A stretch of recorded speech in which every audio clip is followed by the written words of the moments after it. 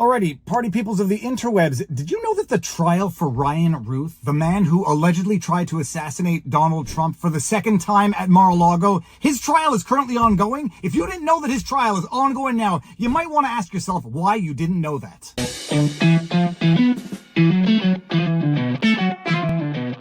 Viva Fry, former Montreal litigator turned current Florida rumbler in my home office with the beautiful Florida sun setting behind me. And I made that intro sound like a bit of an accusation, as in, if you didn't know that the trial for Ryan Routh, the man with Ukrainian ties who was perched outside of Donald Trump's golf course waiting on the fifth hole in an attempt to assassinate the president of these United States of America, then the presidential candidate, that his trial is currently going on right now. You might want to ask yourself why that is, and it's not your fault. It's the fact that the media seems to be paying absolutely no attention to it. Now, for those of you who don't remember, Ryan Routh is a man with strong Ukrainian ties. He was allegedly trying to recruit Iranian... All right, and just to fact check myself in real time, I didn't mean Iranian soldiers, I meant Afghan who had fled to or via Iran. Ryan Routh is trying to recruit these guys to fight Russia, but back to the vlog. Booyah. In order to fight in a Ukrainian militia to help Ukraine in its war with Russia. He was a man heavily involved in Ukraine operations to the point where Ukrainian entities online had to dissociate themselves from Ryan Routh, of course, after he got arrested for attempting to assassinate Donald John Trump, the presidential candidate at the time. He gave an interview a while back in which he was explaining all of the work and resources he was dedicating to helping the Ukrainian battle Russia.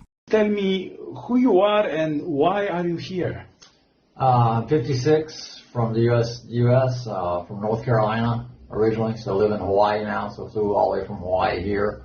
So the question as far as why I'm here, to me, you know, a lot of the other conflicts are gray, but this conflict is definitely black and white. This is about good versus evil.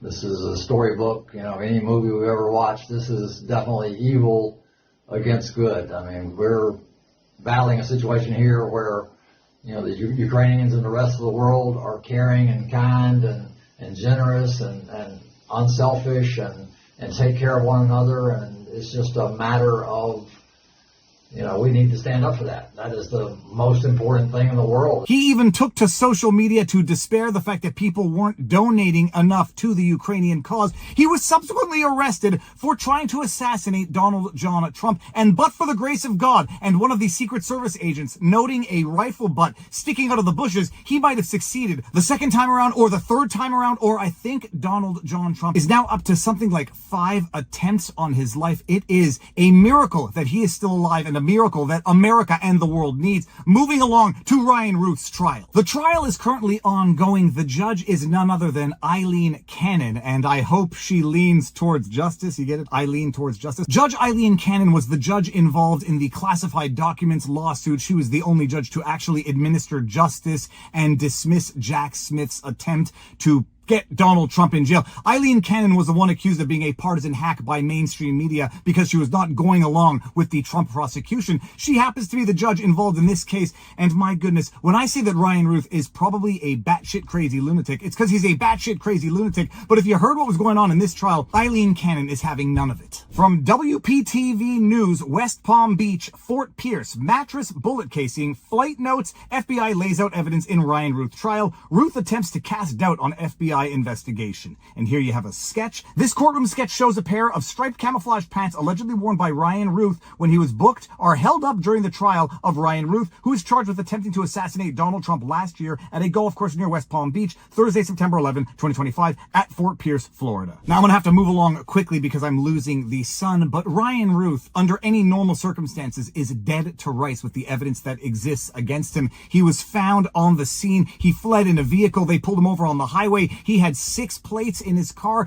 He is a convicted felon who was in possession of a firearm, who was traveling internationally to Ukraine. There are a lot of questions in this case that don't necessarily relate to his attempt to assassinate Donald John Trump. And if these questions don't get answered in the trial, I might be inclined to think that this prosecution, this trial, is something of a cover-up because he is a highly suspicious character and we need answers as to how he got, where he got, what he got, and how he was involved with the players with which he was involved. But setting all that aside, let's just get back to the the trial because he is batshit crazy. Ryan Routh, the man accused of trying to kill Donald Trump at the President's Golf Course near West Palm Beach last year, was back in a federal courtroom Monday as testimony continues in his trial. Prosecutors on Monday called critical FBI witnesses laying out new evidence recovered in the case. Routh, who is representing himself, was arrested alongside Interstate 95 in Martin County after investigators said he attempted to kill Trump on September 15, 2024. Routh was driving a black Nissan Xterra at the time he was pulled over and arrested along I-95. If you had any lingering doubts as to how crazy he is so crazy he doesn't seem to have a public defender and is representing himself. And there's the old expression, a man who represents himself has a fool for a client. Well, a man who represents himself in trying to kill Donald John Trump might be the case because he has not found any public defender to assert whatever insane defense he is going to try to assert. Miami FBI Special Agent Cindy Barrois testified Monday that the SUV was packed with items that showed evidence someone had been living inside the vehicle. According to Barrois, among the items found inside the SUV were food, clothes, toiletries, and a mattress. Agents also discovered multiple license plates, 6 cell phones, a bullet casing in the glove box, and handwritten notes listing flights to Mexico and Colombia. Investigators said receipts recovered inside the Xterra showed purchases at multiple South Florida stores and gas stations that occurred just weeks before the alleged assassination attempt. Next on the stand Monday was FBI evidence analyst Aaron Farris, who testified that a scope and tape were removed from an SKS rifle found outside the golf course. Routh tried to cast doubt on the FBI's investigation, questioning everything from clothes found inside the SUV to the government's weapons testing. Smith testified that the rifle recovered in the case had its serial number obliterated. He said he attempted to restore the number but was unable to. Despite that, Smith confirmed the weapon was still operational and described it as a Russian-made, military-grade semi-automatic rifle. He added there was, quote, no lawful reason, end quote, he could think of for concealing the gun's identifying information. From what I understand, the opening statements from Routh were so crazy, so insane that Eileen Cannon had to interrupt him and remind him to stick to the point of opening arguments, that she had to reprimand him and basically recess in order to get things under control. It's a total gong show because the man is representing himself, the man is dead to rights, and his only defense consists of interrogating the FBI and questioning how they handled the evidence, upon which Ryan Routh is dead to rights. But you might want to ask yourself, how on earth did a convicted felon, a man who was convicted of possessing weapons of mass destruction, come to own a firearm of that nature? I've got questions. How is a man convicted of possession of weapons of mass destruction allowed to travel internationally, come back, obtain this firearm, somehow had multiple license plates in the back of his car, 6 cell phones? I've got questions, and they don't seem to be being answered in this case, which is going to be slam dunk. Ryan Routh is going to go to jail for the rest of his life, and we're not going to have answers to these other legitimate questions. Routh's federal charges include attempted assassination of a major presidential candidate, possession of a firearm in furtherance of a crime of violence, assaulting a federal officer, felon in possession of a firearm and ammunition, possession of a firearm with an obliterated serial number. The trial is expected to run for 2 or 3 weeks. Routh was a North Carolina construction worker who in recent years had moved to Hawaii. A self-styled mercenary leader, Routh spoke out to anyone who would listen about his dangerous, sometimes violent plans to insert himself into conflicts around the world, witnesses have told the Associated Press. In the early days of the war in Ukraine, Routh tried to recruit soldiers from Afghanistan, Moldova, and Taiwan to fight the Russians. In his native Greensboro, North Carolina, he was arrested in 2002 for eluding a traffic stop and barricading himself from officers with a fully automatic machine gun and a, quote, weapon of mass destruction, end quote, which turned out to be an explosive with a 10-inch fuse. How is this man allowed to obtain a firearm with the serial number obliterated? How is this man traveling seemingly freely internationally?